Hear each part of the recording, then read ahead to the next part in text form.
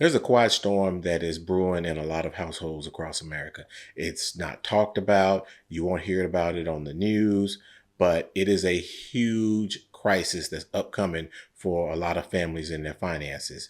And that is the fact that there are a lot of parents out here who are spending crazy amounts of money on taking care of their adult children. And this represents like a wealth transfer. It's a transfer of wealth from the parent generation down to the kid generation. This is happening though when the kids are supposedly already supposed to be out of the nest. They're supposed to have been jumped off the porch and been doing their own thing already. One study actually found that parents are spending $500 billion annually in taking care of their adult children, which is insane. A recent report found that about half of all parents with kids over 18 are still helping them financially. And you want to know the average amount of money that they're spending to help their adult children? Came out to be about $1,500 a month. So we're talking about $18,000 a year that is going from the parents, finances to the child. That is a tremendous amount of money. But the big question is this: is that just out of love and obligation, or is that an epidemic that is killing the parents' finances as well as destroying the kids' financial future as well? So we're going to look into some numbers, we're going to talk about some psychology, and we're going to look at some ways that can help you deal with the situation in your household, because I know for a fact that I'm currently dealing with it myself. I have an adult child who's still living at home. I used to have two adult children who were at home, but one has moved out and she's on her own and trying to flourish. So hopefully I can get, the oldest one out, and then I have one more who's going to be coming up who's only 16 right now. But hopefully this video can help you. Now, before we jump to conclusions, this is not a story about, spoiled kids. It's not a story about parents just doing too much and wanting to do everything for their kids and give them the life that they never had. The reality is that the world has changed. And I've seen this change with my own two eyes because, like I said, I have two young adults and we live in totally different economic times. I mean, the times that we grew up, things were not as expensive as they are right now. And the kids today, they're dealing with that. And like I said, I've seen my kids talk about how expensive things were. And, things like buying a house one day, those are things that they don't even currently dream about because the price of housing is just like through the roof. So a lot of things have changed economically between our generation and their generation today. Think about it. Everything from groceries to rent has exploded in the past, decade or 2 decades. I remember 20 years ago, I rented an apartment. It was a brand new apartment in Kansas City, Missouri, where I lived at the time, right? And it was a gated community. It had basketball courts. It had a huge fitness center. It had a business center. So it was very nice. I was the first person to live in, this apartment, right? Because it was new. And it was a 1 bedroom, 1 bath, washer and dryer. I was a single guy at the time, right? And I paid about $550 a month. Now, fast forward. My daughter, the one I was just talking about who moved out recently, right? She has an apartment that is a 1 bedroom, 1 bath, and that apartment is $1,300 a month. Now, just for context, when I moved to Texas and I ended up buying a house, I bought that house and my mortgage, it was a 3 bedroom, 2 bath, 2 car garage house, nice neighborhood, nice school district.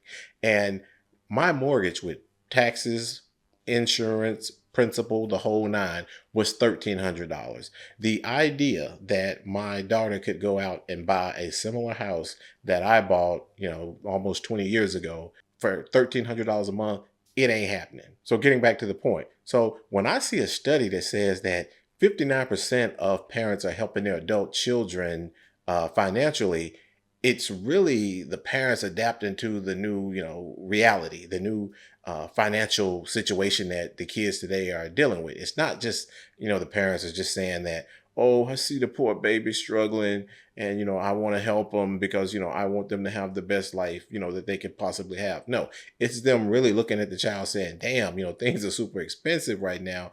And I see my baby struggling and man, they're not going to make it if I don't help them out. And we're not talking about kids who are just laying around doing nothing. We're talking about kids who might be working full-time jobs. They may even have a part-time job, but things are just so expensive that the parent feels like, man, my kid is doing all of this and they still struggling. I got to help them out. So there are still small expenses that I still pay for my adult kids. I still pay for their cell phone bill. One of them I still pay for car insurance. One of them, when she graduated college, I bought her a car. So, but she had to take care of her own insurance. And, you still have to buy them things, that they need, like during the holidays, certain things that they may need, you go ahead and get it for them, in the form of a gift, right? Like a laptop or a new cell phone and so forth. So you find ways to kind of help them out, because you know that they're struggling. And for some parents, it goes even further than this. Some parents are actually helping their kids with rent. They're helping them with their utility bills. They're helping them with their living expenses. And like I said, it's not because you just want them to be balling out and living a lavish life.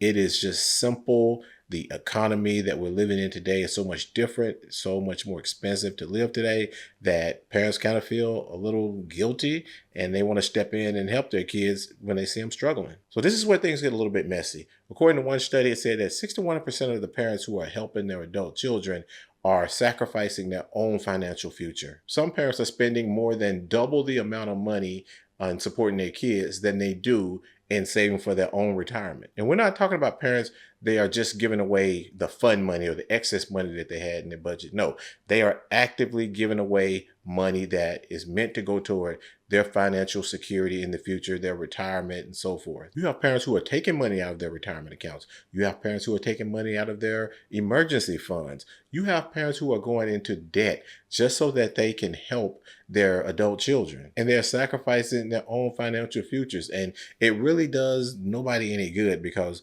what's going to happen at the end of the day is that the parent is going to exhaust, their emergency fund or their retirement funds in helping the adult child.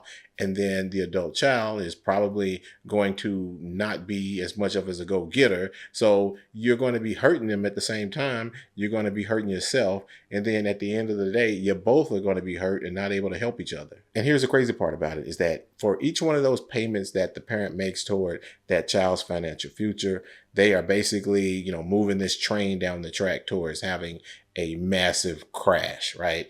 And another payment, train moves faster down the tracks until eventually it's just going to be one financial disaster, one huge crash. So how can parents break this cycle of dependency of the child, depending on the parent to help them with their finances and so forth? Well, it's going to actually start with the parent. And we are going to have some tough conversations with our kids.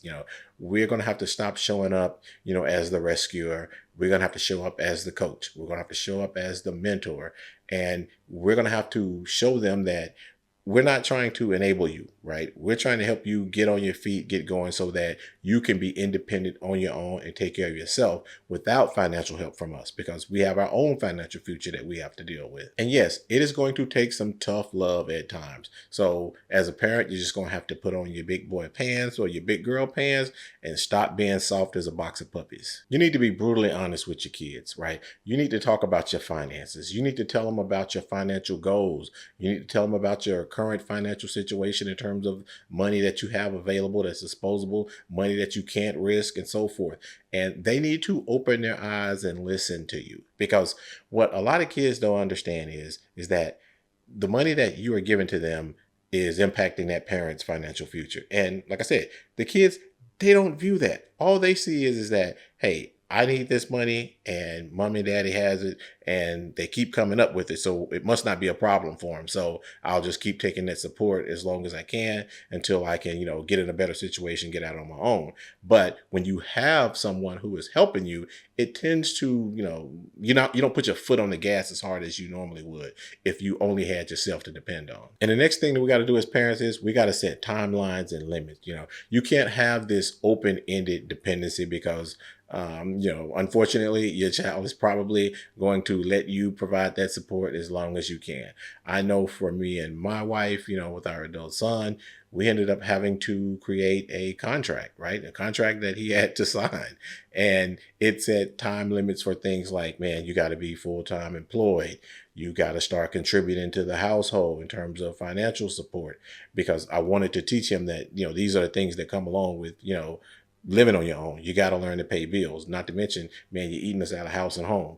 And also, you also had to have a timeline for when you were going to get off the cell phone bill, paying your own car insurance, and ultimately a time that you have to move out of here. Again, it wasn't about just throwing him out on the streets, but it was about, man, setting some time limits for these are the things that you got to check off and, complete, man, because living here with us is not, the end goal. You cannot live here with us forever. So that's one of the things that we've tried to do, to set time limits and set goals for our kids. And I think that's something that a lot of people should do, because that open-ended dependency is not a good thing. And the overall goal of the contract, obviously it was not legally binding, but it was meant to create urgency, urgency in his brain that I got to get up and go do these things. And sometimes you have to use a little bit of psychology with your kids to get them to where you want them to go. And the third thing is, you got to know the difference between supporting and rescuing, because supporting is basically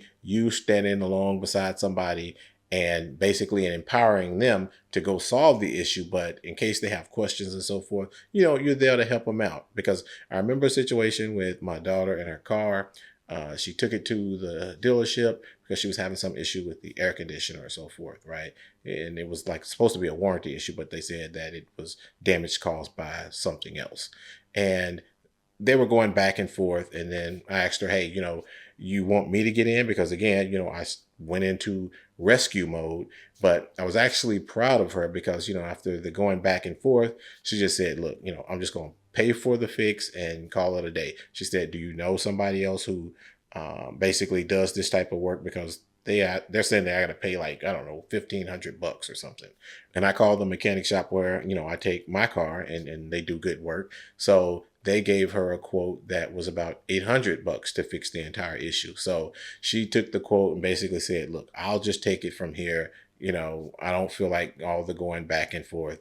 And like I said, I was actually proud of her because she took care of it, got her car fixed, did not come ask me for the $800 to get it fixed. And she stopped me from being the rescuer, right? And had to force myself to be the supporter. And I think that that is something that a lot of us parents that we have to learn to do. And finally, the hardest part of all is we have to tell our kids no. Sometimes our kids are going to come to us and they're going to want certain things. And again, they might be struggling and we're going to feel like we got to help them, but we just got to tell them no. There have to be limits that we cannot cross. And it doesn't matter if they give you the sad face, the puppy dog face, or whatever face they want to give you. You got to hold firm to your no, and they got to go and figure it out how to get it done on their own. And I'm not saying that you have to throw them to the wolves. You can be there for all of the emotional support. You can give them suggestions and all of that good stuff. But when it comes to the money part of it, you gotta say no. Man, the financial ties between, parents and kids, especially from my generation, man, it's getting more complicated than ever. It's because, number one, we actually see, the economy that we're in, and we see the things that our kids are going through and the economic times that they have to deal with, how expensive, housing is, how expensive everything is relative to how expensive it was when we came up.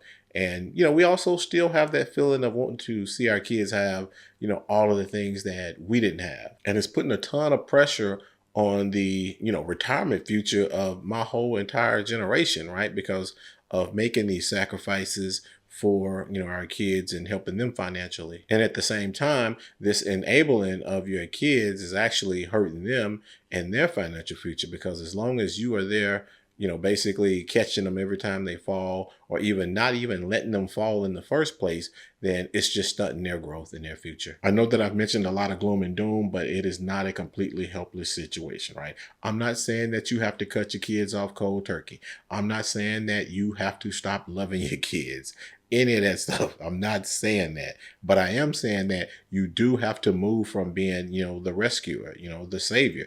You have to become the mentor. You have to give them skills that they can use to grow. And you have to give them education that they can use and apply to help their own financial future, because at some point you're not going to even be around anymore, and they are going to need to be able to take care of themselves and their own children. And as a parent who has put in work and spent decades raising children, I would actually like to enjoy a very nice and comfortable retirement without worrying about having to take care of another adult. That is all I have for you in this video. If you took something of value, please like, share it with your friends, your family.